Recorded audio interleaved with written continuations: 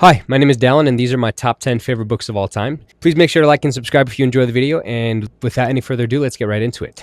A couple of honorable mentions before we get started. Rage of Dragons, absolutely phenomenal. I love the Rage of Dragons. It's an African-inspired revenge story. Very high octane, very compelling, and I could not put it down when I picked it up. Also want to mention the Dandelion Dynasty. Fantastic series. It might end up being higher on my list a little bit later, but I haven't finished it yet. I'm only on book 4, so absolutely great series, and I am really excited to finish it. Another honorable mention is going to be Bloodsworn. Love Bloodsworn. John Gwynne is one of my favorite authors. He is fantastic, and I could not get enough of these books. And finally, my last honorable mention is going to be Jade City. Fonda Lee created a phenomenal world. It is textbook.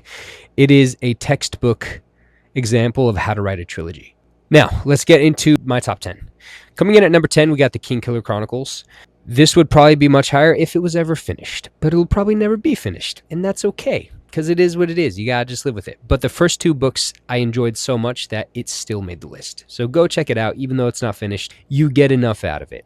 At number 9, we have The Empire of the Vampire. This book does vampires right. It is extremely compelling. It's very dark, and I cannot get enough of the world that was built here.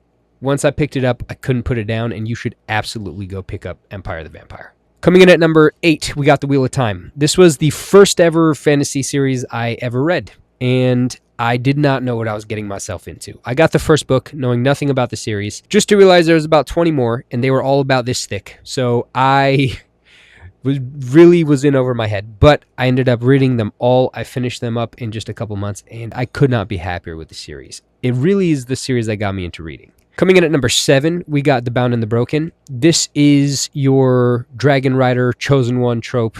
The first book feels extremely familiar, almost like you've read it before, but then after that, it just turns into something magnificent, and I cannot emphasize enough how much you need to go read The Bound and the Broken.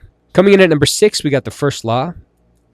This one hurts because Joe Abercrombie made me realize that the goal of reading wasn't to feel happy, it was to feel. And it made me feel sick. So it did its job. Fantastic book, fantastic series. I absolutely love them. But it's going to probably make you depressed for a little while. So just be prepared for that. Now, coming in at number 5, we have The Will of the Many. I cannot speak highly enough of The Will of the Many. I read this almost immediately after I read Red Rising, and it gave me hope because I finished Red Rising and thought, there's never going to be anything better than that. And lucky for everyone, there is The Will of the Many, which is pretty darn close. Now, coming in at number 4, we got the Stormlight Archives. I read the Stormlight Archives immediately after The Wheel of Time because I was like, who's Brandon Sanderson? And why did he write these last 3 books? I read the entire Cosmere after I read Stormlight. All of it. And that was a bit of a commitment, and I don't regret anything. So definitely prioritize the Stormlight Archives. Brandon Sanderson is my favorite author, and I absolutely cannot get enough of the characters. Coming in at number 3, we have The Sun Eater. I actually DNF'd The Empire of Silence the first time I read it. I wasn't ready for it.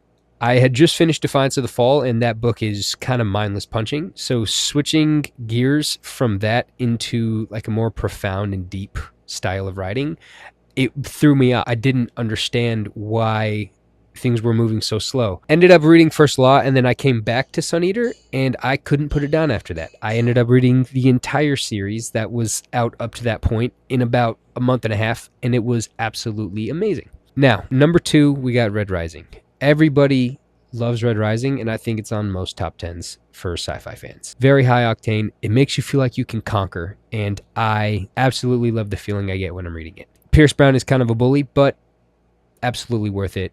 And I cannot wait for Red God. Now, coming in at number 1, this is my favorite series of all time, and it is going to be Dungeon Crawler Carl.